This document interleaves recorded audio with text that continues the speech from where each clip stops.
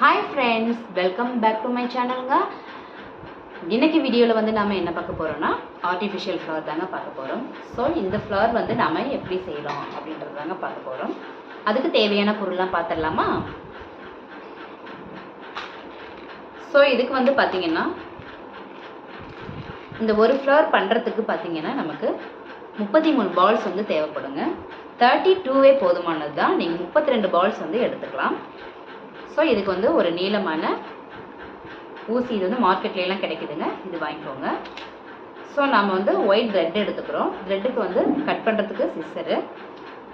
So இது வந்து துணி ஃப்ளவர்ங்க. சோ இது மார்க்கெட்ல கிடைக்குது, நம்ம வாங்கிக்கலாம். சோ இது எதுக்கு அப்படினாக்கா நம்ம கிட்ட வந்துட்டு தெர்மாகோல் இருந்தது அப்படினாக்கா அதை பயன்படுத்தி இது வந்து இப்படி நிக்க வைக்கிறதுக்குங்க. ஓகேங்களா?